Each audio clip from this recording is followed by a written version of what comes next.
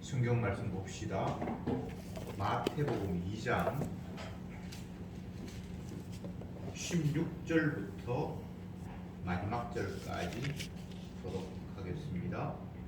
16절에 이에 헤롯이 박사들에게 속은 줄을 알고 심히 노하여 사람을 보내어 베들레헴과 그 모든 지경 안에 있는 사내 아이를 박사들에게 자세히 알아본 그때를 표준하여 2살부터 그 아래로 다 죽이니 이에 선지자 예레미야로 말씀하셨다. 라마에서 슬퍼하며 크게 통곡하는 소리가 들리니 라헬이 그 자식을 위하여 애곡하는 것이라. 그가 자식이 없으므로 위로받기를 거절하였도다 함이 이루어졌느니라. 헤롯이 죽은 후에 그의 사자가 애굽에서 요셉에게 명령하여 가로되 일어나 아기와 그 모친을 데리고 이스라엘 땅으로 가라. 아기의 목숨을 찾던 자들이 죽었느니라 하시니 요셉이 일어나 아기와 그 모친을 데리고 이스라엘 땅으로 들어오니라. 그러나 아켈라오가 그 부친 헤롯을 이어 유대에 임금됨을 듣고 그 길로 가기를 무서워하더니 꿈에 지시하심을 받아 갈릴리 지방으로 떠나가 나사렛이라는 동네에 와서 사니 이는 선지자와 하신 말씀에 나사렛 사람이라 칭하리라 하시는 이루려 함이로라. 아멘. 2장 끝부분을 읽었습니다. 동방으로부터 박사들이 별을 보면서 유대인의 왕으로 나신 이를 찾아왔고, 그런데 그 찾아올 때 바로 예수님이 태어나신 곳 베들레헴으로 찾아간 것이 아니라 왕궁으로 찾아가서 유대인으로 왕으로 나신 이가 어딨냐, 우리가 멀리서 그 왕을 경배하기 위해 왔다라고 했고, 왕은 성경을 잘 아는 지도자들을 불러서 유대인의 왕으로 나신다고 하는 그가 어디에 태어났냐 물으니까 베들레헴에 태어난다. 그래서 베들레헴으로 가라고 이야기하면서 왕이 그 동방 박사들에게 요청한 사항이 있죠. 당신이 베들레헴에 가서 아기를 만나서 경배하고 나면 내한테 와서 정확하게 어디에 그 아기가 태어났는지를 알려주면 나도 가서 경배하겠다, 이렇게 이야기를 했잖아요. 그랬는데 그 박사들이 주의 사자의 지시하심을 받고 왕에게로 돌아가지 말고 바로 너희 고향으로 돌아가라고 해서 그냥 가버렸습니다. 좀 기다렸는데 박사들이 자기에게 와서 아기가 있는 곳을 알려주지 않으니까 이게 어찌된 일인가 싶어서 알아보니까 이미 박사들은 자기 나라로 갔다는 소식을 들었습니다. 그래서 헤롯 왕이 박사들이 자기에게 찾아온 그 시점으로 해서 베들레헴 근처, 베들레헴과 그 주변에 있는 모든 지역의 2살 이하의 남자아이들을 다 죽이라고 명령을 내렸습니다. 굉장히 잔인한 일이죠. 혹시나 그 아들이 커서 자기의 왕권을 위협할까 싶어서 아예 갓난아기 때부터 제거해 버리려고 그런 일을 벌였는데 얼마나 잔인합니까? 베들레헴 그리고 그 인근 주변에 2살 이하의 아이를 다 죽여버립니다. 그냥 차라리 누가 메시아인지를 알아보고 그 한 사람만 죽이는 것이 아니라 아예 싹스를 없애기 위해서 엄청난 대사륙이 벌어졌습니다. 그런데 17절에 이에 선지자 예레미야로 말씀하신 바 라마에서 슬퍼하며 크게 통곡하는 소리가 들리니 라헬이 그 자식을 위하여 애곡하는 것이라. 그가 자식이 없으므로 위로받기를 거절하였도다 함이 이루어졌느니라. 근데 이 마태가 예수님 때문에 베들레헴 근처에 있는 2살 이하의 아이가 다 사륙당하는 이 상황을 어떻게 설명을 하고 있는가 하면, 옛날에 에레미야 선지자가 통곡하며 예언하는 그런 내용들을 가지고 와서 그 상황이 이루어졌다라고 이야기를 합니다. 그러면 에레미야가 라헬이 통곡한다, 그리고 자식이 없어서 위로받기를 거절했다라는 그 이야기는 어떤 상황에서 왔는가 한번 찾아보면, 에레미야가 백성들에게 예언을 하고 활동을 할 때에 유대 땅에 있는 많은 사람들이 바벨론으로 포로 잡혀가고 북쪽 이스라엘은 이미 아수르에게 포로 잡혀간 그런 때에 하나님의 말씀을 받아서 예언을 하는데, 이 라마에서 슬퍼하며 통곡한다라는 이 이야기는, 라마라는 지역은 이 바벨론 사람들이 이스라엘 사람들 포로 잡아가려고 모아놓은 집결지가 라마입니다. 남자들이 20세가 되면 우리나라에서 군대에 가는데 논산으로 다 사람들을 소집해서 모아놓고 거기서 훈련시켜서 각 지역으로 이렇게 파견하는 것처럼, 라마라는 지역은 남의 나라로 포로 잡아가기 위해서 필요한 사람들 그 라마 지역에 다 불러 모아놓고 분류별로 젊은이들 분류하고 기술자들 분류하고 또 뭐 직종별로 다 이렇게 분류를 해서 이게 끌고 가는데, 그 지역이 라마인데, 만약에 어떤 엄마가, 나이 든 엄마가 자기 자식이 라마에서 모여서 이제 마지막으로 고국을 떠나서 남의 나라로 끌려가는 그 상황을 봤다면 얼마나 애통하면서 울면서 부르짖었겠습니까? 라마에서 슬퍼하며 크게 통곡하는 소리가 들리니 이것은 라헬이 그 자식을 위하여 애곡하는 것이라, 그 자식이 없으므로 위로받기를 거절하였도다. 에레미야 선지자가 이스라엘 백성들이 포로 잡혀가는 모습을 이렇게 예언을 했습니다. 너희들 자녀들이 라마에 끌려가서 각 나라로 포로 잡혀갈 텐데, 그 엄마는 그 자식이 끌려가는 모습을 보면서 통곡하면서 우는 일이 앞으로 발생할 것이다. 바벨론 포로 잡혀가는 걸 갖다 미리 예언을 한 내용입니다. 근데 지금 예수님 때문에 2살 이하의 아이가 살해당하는 모습을 보면서 마태는 옛날 에레미야가 예언한 것이 지금 여기서 이루어졌다라고 이야기를 하는 거예요. 굉장히 상황이 좀 안 맞는 것 같잖아요. 그런데 창세기에서 또 라헬이 슬퍼하는 모습을 보면 또 달라요. 그때는 어떻게 슬퍼하는가 하면, 원래 야곱의 사랑받는 여인이 라헬이었잖아요. 야곱은 라헬과 결혼하기 위해서 그 외삼촌 집에서 열심히 7년 동안 노동을 해서 노동한 대가로 그를 아내로 맞이하려고 했는데, 그 외삼촌이 라헬을 준 것이 아니라 그 언니인 레아를 그 밤에 들려보내서, 밤에 끔끔한데 그냥 자기 아내인 줄 알고 동침을 했는데 아침에 깨보니까 자기가 사랑하는 라헬이 아니라 그 언니 레아였단 말이죠.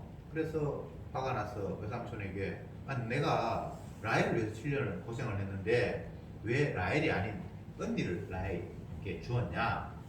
그러니까 우리나라 풍습에는 언니보다 동생이 먼저 시집가는 법이 없어서 내가 우선 언니를 먼저 줬으니까 7년 네가 더 고생하면 동생도 줄게. 그렇게 해서 7년을 고생을 해서 무려 14년 동안 열심히 일해서 얻은 아내가 라헬입니다. 그런데 재미있는 것은 레아는 자녀를 생산을 했는데 라헬에게는 자식이 없었어요. 심지어는 언니가 4명의 자식, 로벤, 시몬, 레위, 유다를 낳을 동안까지 아직도 자기에게는 자식이 없었어요. 그래서 그때 너무 화가 나서 자기 남편에게 찾아가서 막 하소연을 합니다. 나에게 자식이 없다. 이걸 어떻게 하면 좋겠냐. 빨리 당신이 나에게 자식을 갖게 해달라라고 이렇게 통곡하는 모습이 창세기에 나와 있고, 그걸 에레미야가 이스라엘 백성들이 포로 잡혀가는 모습을 라헬이 통곡하는, 자식이 없어서 통곡하는 모습과 같다라고 예언을 했고, 이 상황이 좀 다른데, 자 봅시다. 라헬의 통곡이 첫 번째 나오는 것은 창세기. 언니는 아이를 가졌는데 자기가 아이가 없으니까 남편을 보면서 막 통곡한 게 라헬의 통곡입니다. 1차적인 통곡입니다. 근데 이게 2차적인 통곡은 에레미야에서 나오는데, 이것은 라헬하고 전혀 상관이 없고 이스라엘 백성들이 남의 나라에 포로 잡혀가기 위해서 한 곳에 모여 있는데, 라마라는 지역에 모여 있는데, 엄마가 그 장면을 보면서 자녀들이 끌려가는 모습을 통곡하는 거다, 라헬이 통곡하는 거하고 똑같다라고 이렇게 예언을 한 거예요. 여기는 이제 포로 잡혀가는 거죠. 포로 잡혀가는 것. 여기에는 그냥 무자한 것.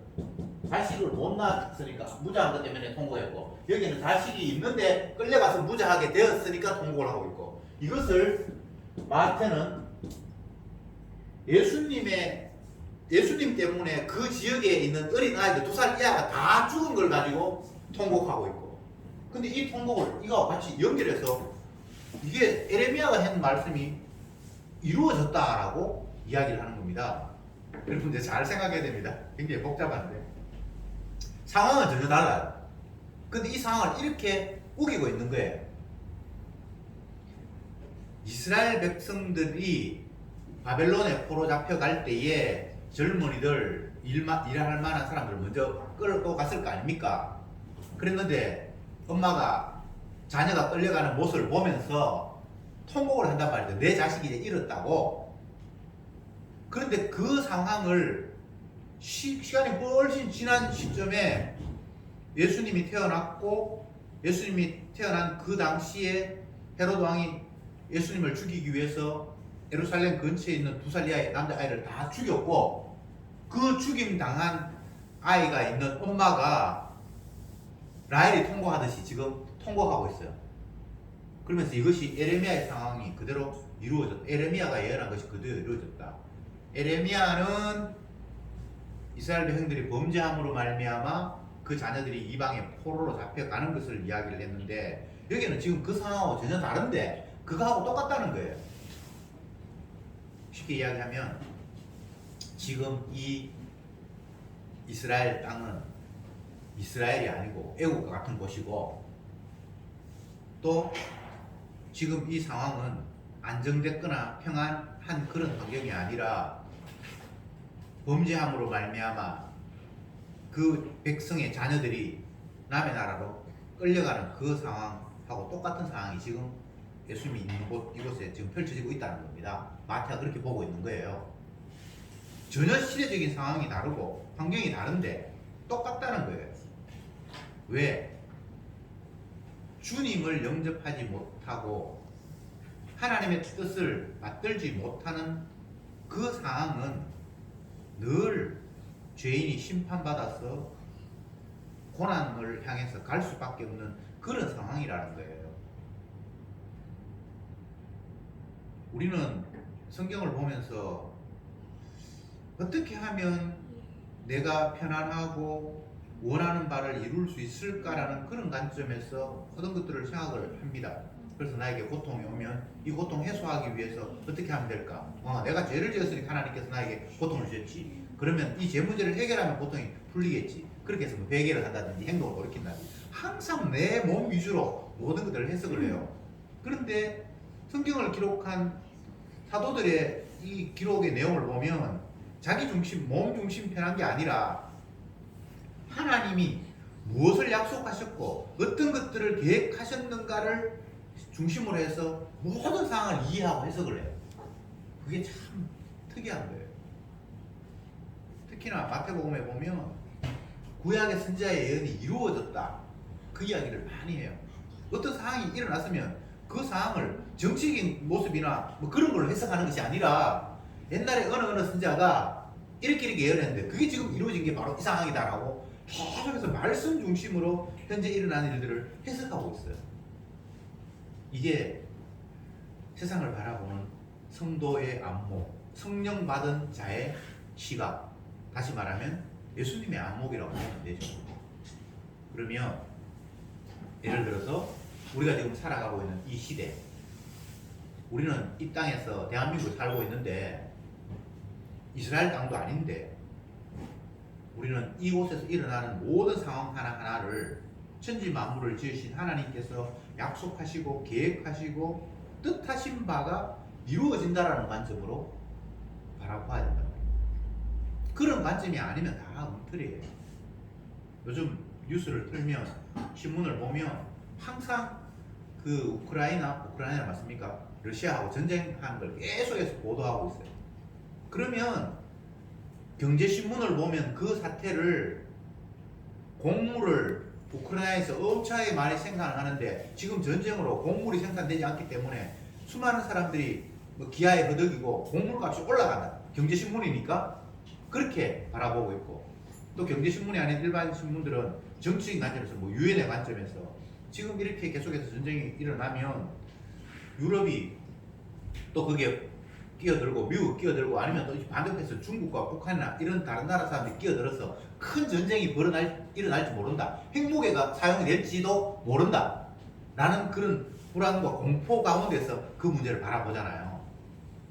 그러면 의자의 관점에서 바라보면 어떻게 볼 수 있을까요? 결과는 모르겠지만 하나님은 이 세상을 불로 심판한다라고 이미 약속을 하셨어요. 그래서 지금이 불심판의 타이밍인지 아니면 그냥 좀 지나서 다음 일을 통해서 불심판이 일어날지 몰라요.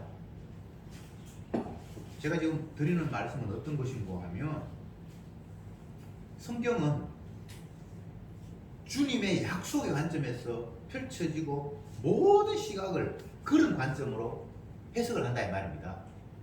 지금 마태가 예수님 때문에 2살 이하의 예루살렘 근처에 있는 남자아이가 다 죽는 상황을 보면서 하나님의 말씀이 이루어졌는데 그것은 무엇인고 하면 옛날 에레미야 선지자가 이스라엘 백성들이 포로로 잡혀가는 그 상황을 보면서 그 엄마들이 자녀를 위해서 통곡하는 그것이 지금 여기서 이루어졌다 라고 해석을 했습니다. 정말 얼토당토 안 하는 해석 같죠? 근데 이게 맞다는 거예요. 이게 성령을 받은 예수님의 마음이 온 마태가 이 상황을 그렇게 해석하고 있다는 거예요. 여러분, 세상은 예수님 말씀대로만 이루어집니다. 그런데 그 예수님의 말씀이 성취되는 과정 속에서 어떤 일이 벌어지는가 하면 고난이 있고 핍박이 있고 사륙이 있는 거예요. 그러면 2살 이하의 남자아이들 예루살렘 근처에 베들레헴 근처에 있는 죽임당한 아이들은 그리고 그 엄마나 아빠들은 굉장히 억울하잖아요. 그 애가 무슨 잘못이 있는데 예수님 때문에 죽잖아요. 이 세상은 늘 이런 일이 벌어진다는 거예요. 이게 이상한 게 아니에요. 이미 선자가 예언을 했고 이런 일은 세상이 끝날 때까지 계속 된다는 것이 마태의 시각이에요. 마태 자신도 결국은 예수님 때문에 죽임을 당해요.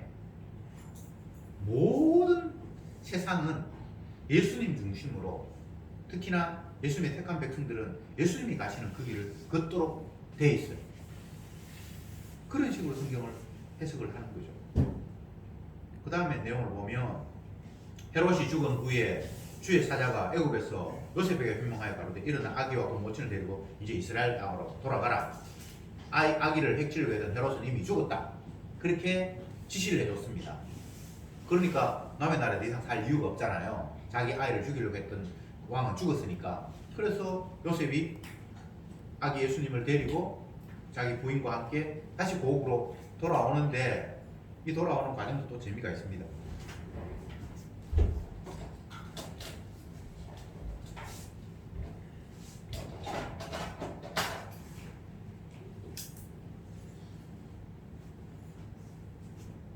처음에 나사렛 여기서 베들레헴 여기에서 애국 여기서 다시 나사렛.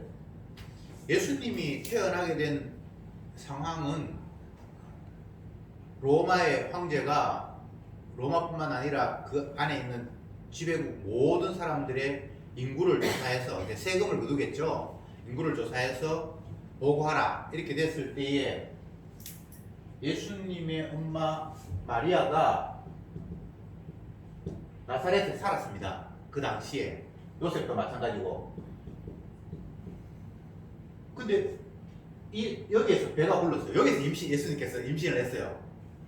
그랬는데 이제 호적을 하라고 그렇게 명령이 떨어지니까 원래 본적지인 베들레헴으로 가서 여기서 실제적으로 출생을 했습니다. 여기서 출생해서 있는데 예수님을 죽이려고 하니까 애국으로 피신을 났습니다. 그래서 원래는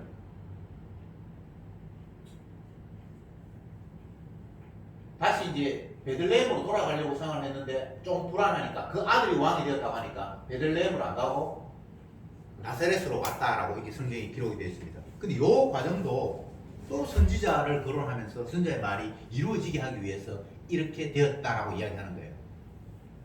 역근으로 보면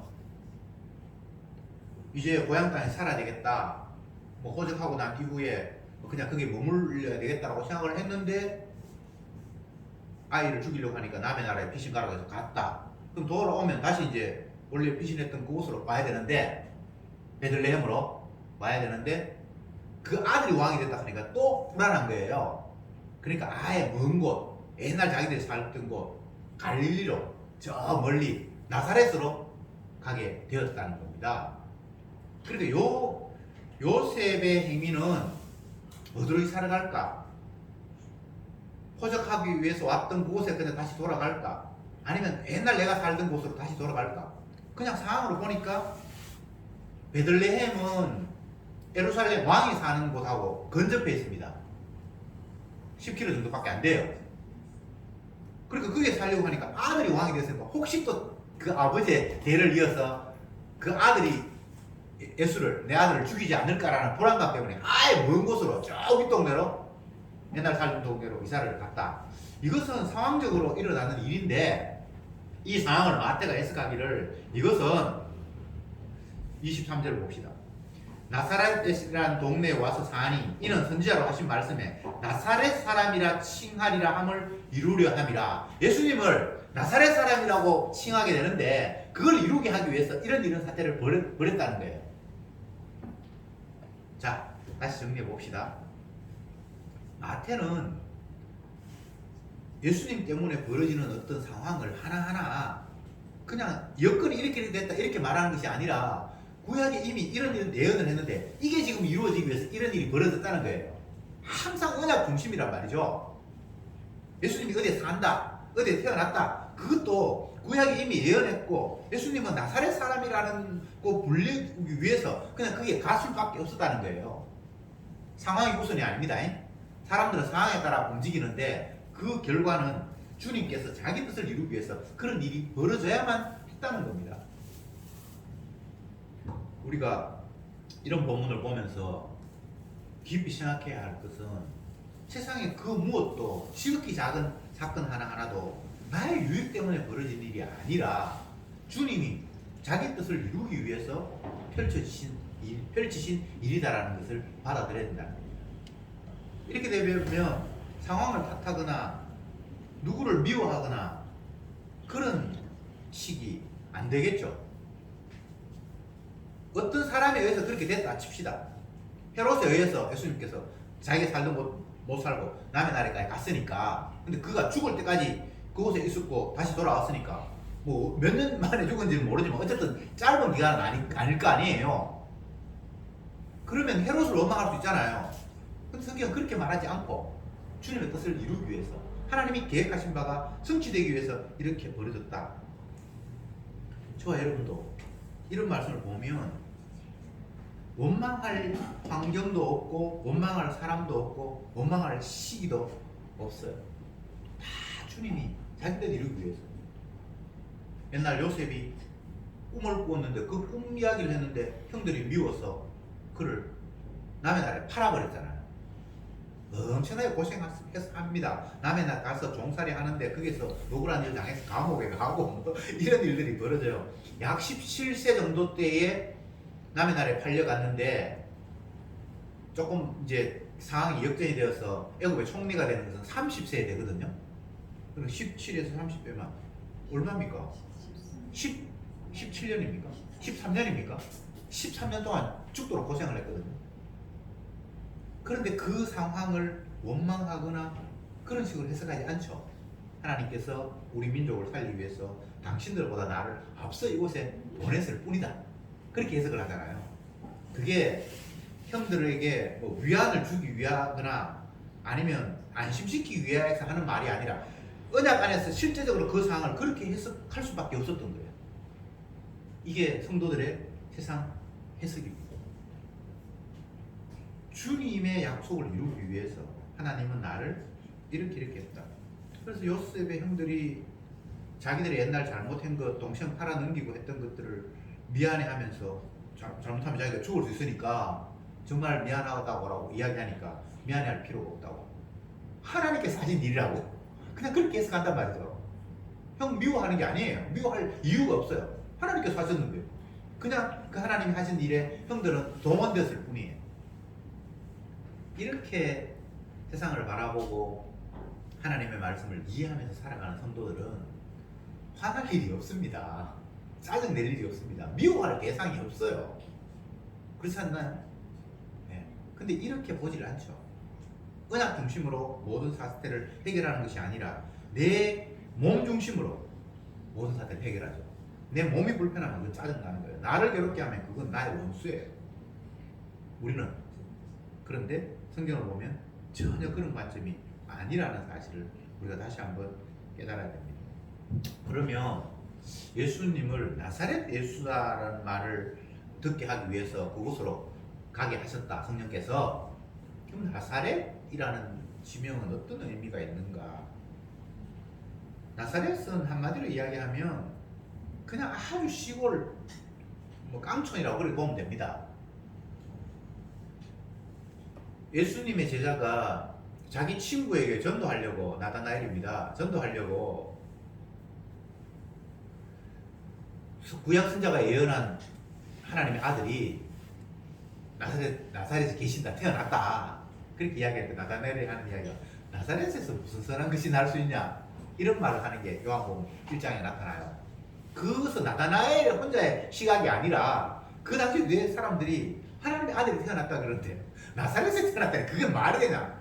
그거 완전 깡촌에 그게 뭐 하나님의 선자가 태어날 수 있냐? 그러니까 나사렛은 별 볼 일 없는 동네고 멸시와 경멸을 뜻하는 것이 나사렛이라는 지역입니다.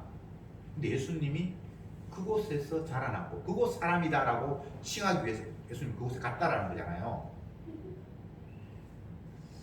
이사야 선지자가 장차 오실 메시아의 모습을 예언하면서 그는 고운 모양도 없고 손모할 만한 풍채도 없고 사람들이 좋아할 만한 것이 아무것도 없어서 그냥 멸시를 받아서 죽임을 당한다, 이렇게 예언을 했습니다. 그러니까 예수님은 멸시의 대상이라는 거예요. 이 땅에 오셔서부터. 그러니까 그 자라난 곳, 그 아버지부터가 다 그냥 별 볼 일 없는 사람인 거예요. 목수의 아들이잖아. 그 형들 보고 우리가 누나들도 아는데 그래도 그 별 볼 일 없는 자들이잖아. 이렇게 얘기를 한다 이 말이에요. 그것이 이미 구약에 예언된 내용이다. 우리는 하나님의 아들이라고 하면 그냥 드는 생각에 인물도 괜찮고 지혜롭고 멋진 곳에서, 왕궁 같은 그런 곳에서 태어나야만 한다라는 것이 우리의 보편적인 인식입니다. 그런데 그 인식과는 정반대로 예수님은 가장 비천한 곳, 초라한 곳에서 태어나셨습니다. 그것도 심지어는 말구유에서 태어난, 짐승들이 머무는 그런 외양간 같은 곳에서 예수님이 태어나는 거예요. 이런 부분들을 우리가 그냥 쉽게 넘어가면 안 됩니다. 인간들의 기대와 소망은 결코 이루어지지 않는다는 겁니다. 내 기대대로 되는 게 아니에요. 하나님의 아들이 이럴 것이다, 결코 그렇지 않아요.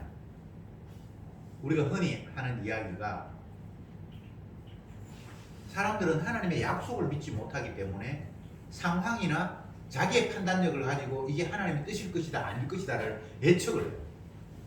교회를 보면 막 어마어마하게 큰 궁전 같은 교회를 지어놓고 성가대 같은 경우에는 오케스트라를 갖추어놓고 악기는 파이프 오르간 같은 걸 설치해놓고 그렇게 웅장하게 예배를 드리는 곳을 어떤 사람이 탁 가보면 야, 정말 하나님이 함께 하신다면 이런 곳에서 함께 하시겠다, 이건 진짜 하나님이 복 주시는 교회인 것 같다라는 그런 생각이 들 수 있겠죠. 근데 반대로 정말 초라한 곳에서 두세 명이 모여서 예배를 드리면 잘 모르는 사람들 보면서 하나님이 정말 은혜 주셔서 하나님 이곳에 함께 하시겠다 이런 생각이 들겠어요 안 들겠어요? 안 들지. 그런데 주님은 정반대로 인간의 생각과는 정반대로 자기 자신의 모습을 드러내고 보여주고 있다는 거예요. 그러니까 쉽게 이야기하면 인간의 판단력으로 하나님의 일하심을 알 수는 없도록 해놓은 거예요. 주님의 영이 오지 않는 한은 그 일이 주님의 일이라고 아무도 보지 못한다는 거예요. 그러니까 인간으로서는 뭔가 할 수가 없어요. 사람으로서는 할 수 없어요. 사람의 경험과 판단과 상식으로 이건 주님이 함께 하셨어. 이게 안 된다는 거예요. 주님의 일하심은 이런 모습입니다. 예수님이 이 땅에 오셨는데 유대 땅에 있는 사람들은 아무도 그가 메시아인지를 알아보지 못했고 멀리 이방인들이 하나님의 말씀도 율법도 모르는 유대 땅에 하나님의 아들이 올 것이라는 걸 예언에 대해서 한마디도 들어본 적이 없는 엉뚱한 사람이 별을 보고 찾아와서 이 유대 땅에 왕이 태어났다는데 도대체 어디 있냐? 이렇게 이야기하는 걸 통해서 유대인들이 하나님의 말씀을 받은 자들이 하나님을 사랑한다고 하는 자들이 결코 하나님을 사랑하는 것이 아니라 하나님의 말씀을 자기 유익을 위해서 활용하고 이용했을 뿐이라는 거예요. 그리고 예수님을 영접할 수 없었다. 참 무서운 이야기죠. 우리는 유대인과 유대인 아닌 이방인을 나누어 놓았을 때에 당연히 유대인은 복된 사람이고 이방인은 저주받은 사람이다 이렇게 생각을 할 수밖에 없잖아요. 그리고 유대인 중에도 서기관 바리새인 이렇게 신앙생활 잘하는 종교인들은 복받은 사람이고 세리나 창기처럼 이런 사람들은 저주받은 사람들 이렇게 생각을 하잖아요. 근데 그런 것들을 하나하나 주님이 다 뒤집어버려요.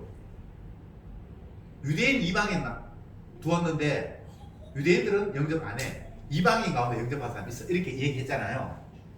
그러면 또 유대인 가운데 서기관 바리새인처럼 종교인들 대제사장 이런 사람이 있고 또 아니면 그들로부터 비난받는 세리 창기가 있는데 주님은 세리 창기를 찾아가서 네가 용서받았다고 이렇게 이야기한다 이 말입니다. 계속해서 입는 거예요. 인간의 생각을. 그러면 우리가 또 오해할 수 있는 것이 유대인보다는 이방인이 낫겠네. 아니면 서기관 바리새인보다는 세리 창기가 낫겠네. 이렇게 들어올 수 있잖아요. 그거 아니에요. 나와서 그런 게 아니고 주님이 인간의 보편성을 뒤집어 엎기 위해서 그렇게 일하시는 거예요. 그러니까 쉽게 이야기하면 주님이 긍휼을 여기지 않으면 아무도 구원 못 받고 복 못 받는다는 이야기입니다. 그러니까 성경을 보면서 구원을 받겠다고 복을 받겠다고 달려들었는데 정작 성경의 내용은 복 받을 놈 한 놈도 없어. 너희들은 저주받아 마땅해. 그 이야기를 계속해서 하고 있다 이 말입니다. 의인은 없나니 하나도 없다. 너희들은 생각하는 것이 어린 것도 악하기 때문에 하나님을 찾는다는 게 있을 수 없다. 그러니 인간의 입장에서는 할 수 있는 일이 아무것도 없는 거예요. 천국은 있는 것 같은데 천국 갈 수 있는 방법이 인간의 입장에서는 없는 거예요. 그게 성경이 하는 이야기예요. 그래 놓고는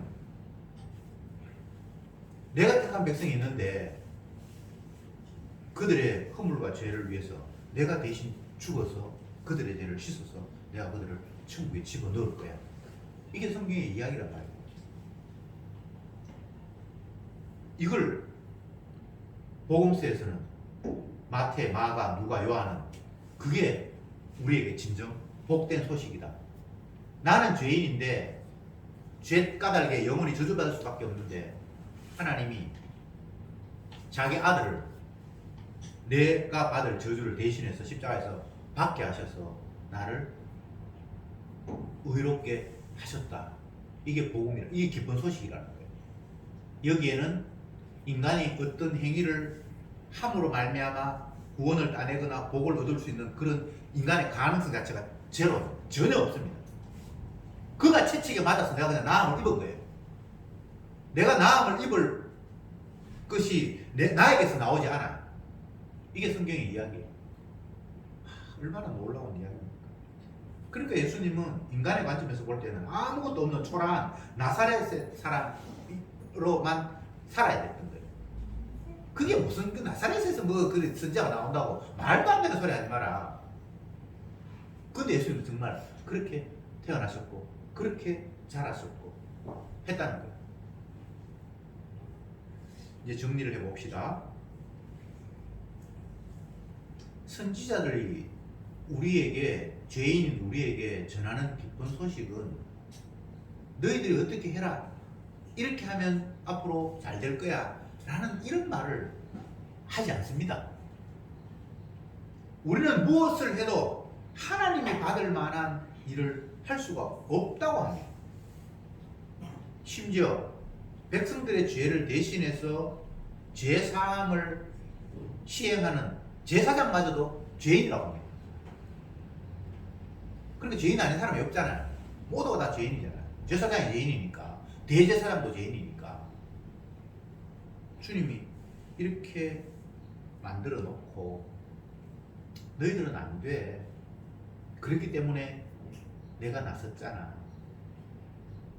사랑하는 독자를 죽이는 엄청난 일을 주님이 하신 거예요. 포로 잡혀간다고, 자기 아들이 포로 잡혀간다고 통곡하고 우는데 아무리 옆에서 위로해도 위로 되겠습니까? 라마에서 통곡하는 그런 여인들의 입장에서는 내 하나밖에 없는 아들이 남의 나라에 포로 잡혀가고 죽임 당하고, 또 아니면 예수님 당시에 그 깐난애기들 죽일 때 내 아들 죽어버렸는데 아이고 뭐 어떤 일을 해도 위로가 되겠습니까? 안 되죠. 근데 정작 그 상황은 하나님이 나가신 거예요. 정말 통곡해야 될 분이 하나님인 거예요. 독생자를 죽이셨으니까. 참 우리는 늘 내 아픔만 생각하잖아요. 근데 주님은 자기 아들을 죽여야 될 이유가 사실 없는데 자기 약속을 이루기 위해서, 자기의 사랑을 보여주기 위해서 아들을 스스로 던졌잖아요. 내주셨잖아요. 정말 통곡하실 분이 예수님, 하나님.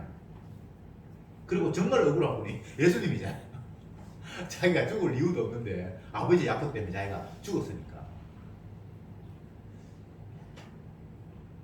결론으로 말씀드리면 인간은 슬퍼할 자격도 이유도 없습니다. 정말 슬퍼하고 통곡해야 될 분이 하나님이고 예수님이에요. 그러니까 죄도 없는데 죄인의 몸으로 이 땅에 오셔서 죽임 당했잖아요. 벌거벗고 가장 인간의 형벌, 사람들이 만든 제도 가운데서 가장 잔인하고 무서운 형벌이 십자가에 사람을 매달아 죽이는 거거든요. 저 없으신 하나님의 아들이 그런 모습으로 죽임을 당했잖아요. 정말 억울하잖아요. 우리는 뭐 2살 이하의 아이들 그 예루살렘 근처에 있는 엄마들 억울하게 생각하는데 사실은 그게 억울한 게 아니에요. 인간은 어차피 죄인이니까 죽는 게 당연해요. 이래 죽으나 저래 죽으나 그냥 죄인이기 때문에 죄의 싹은 사망이라 그냥 그건 당연해요. 그런데 우리는 죽는 게 당연한데 나의 죽음을 슬퍼하고 애통해 하면서 정작 애통해야 할 예수님의 죽음에 대해서 전혀 별 감각이 없고 뭐 그냥 돌아가셨는가 보다 이렇게 넘어간다는 거예요. 마태는. 네. 여러분, 우리가 애통해 한들, 또 아니면 애통하지 않는 상황을 맞이해서 생글생글 웃은들, 그게 나에게 생명을 주지는 못합니다. 내가 아무 걱정 거심 없이 금수저로 이 땅에 태어났다가 죽는 순간까지 그냥 호화롭게 살다가 끝나버렸어. 그러면 그 호화로운 삶의 평생이 나의 마지막을 장식하는 무엇이 됩니까? 아니잖아요. 그러니까 우리의 삶의 관점을 보고 웃고 울고 복이다 저주다라고 말할 수가 없는 거예요.